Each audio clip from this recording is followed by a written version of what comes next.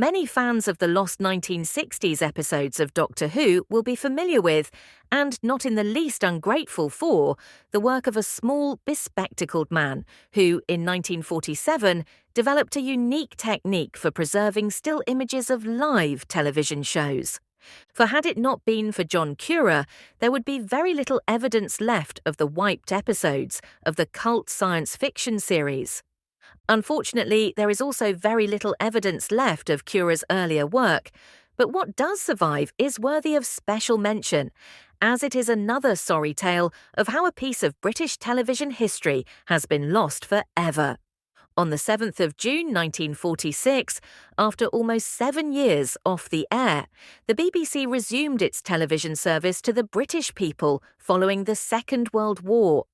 In reality, it is fairer to say that it resumed its service to Londoners only, because it was not until 1949 that transmissions reached beyond the capital. Television technology was still very much in its infancy, and apart from bought-in feature films, all transmissions went out live. Experiments in telerecording produced crude copies of live shows, and the results of videotape, still in the early stages of development, were not only unreliable but also an expensive alternative. Therefore, any transmission, such as a play that required a repeat viewing, had to be performed again on another night by the same cast of actors. As a result, very little exists today of British television's formative years. But in South London, one man was experimenting with a method of capturing those transmitted historical images and preserving them for posterity. Alberto Giovanni Cura was born on the 9th of April 1902 to a father of Italian descent and a British mother.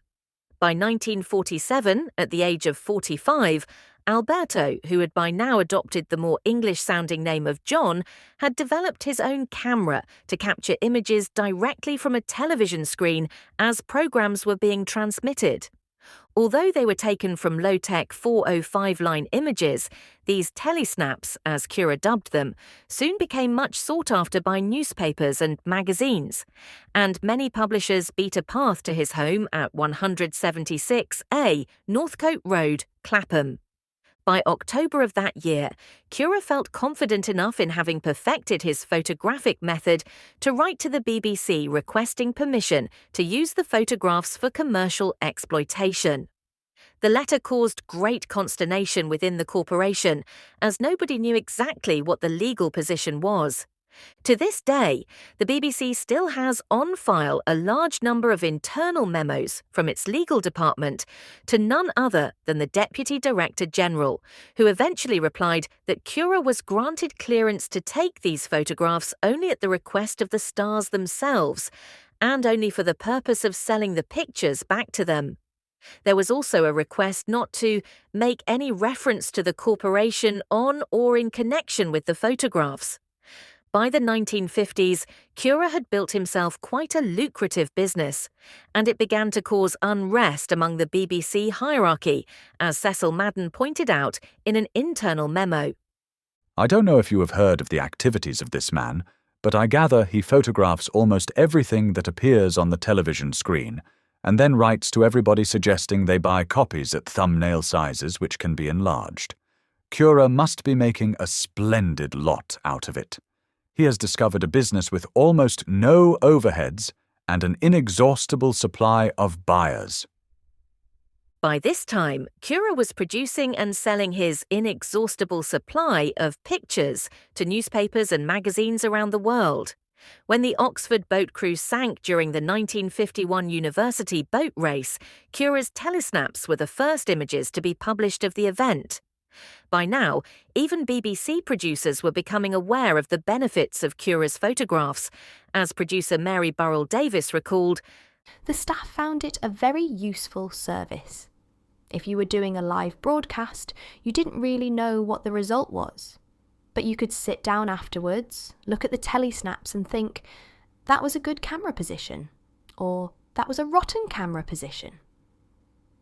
During the 1950s, Tele-Snaps went from strength to strength and were even in demand from television manufacturers who reproduced them in advertising campaigns. Even the BBC's position mellowed somewhat, with both Radio Times and The Listener publishing Cura's photographs. In 1953, some of his coronation images were mounted in a commemorative album presented by the BBC to the Queen. The arrival of Britain's second television channel further increased Cura's workload, as ITV now wanted his talents too. For the BBC, he snapped Z-Cars, Compact A for Andromeda, and, in particular, Doctor Who, which proved its worth many years later when the BBC wiped over 100 episodes, leaving Cura's pictures as the only scene-by-scene visual reference. By the mid-1960s, however, technology began to catch up with him. With television programs now being pre-recorded on film or videotape, the corporation began to re-evaluate the value of Tele-Snaps, on which it was spending around £1,300 a year. John Cura passed away from colon cancer on 21st April 1969, aged 67. He left behind thousands of photographs stored in his garage at home, a veritable treasure trove of British television history. His wife, Emily, contacted the BBC to ask whether they wanted the pictures, to which she allegedly received the response, "We're moving forward, Mrs. Cura, not backwards."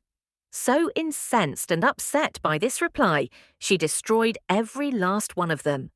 Only a fraction of John Cura's work survives today.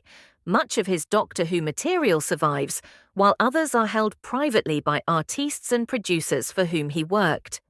The BFI holds some examples, as do the BBC, and others may be found reproduced in old television books and annuals. John Cura's Tele-Snaps represent one of the most important yet undervalued visual records of Britain's early television history. Working largely alone and with limited technology, Cura preserved fleeting moments from an era when television was considered disposable and unworthy of archiving. That so much of his work was lost through institutional short-sightedness only deepens the tragedy. But what survives stands as a testament to his foresight, ingenuity, and lasting contribution to British broadcasting.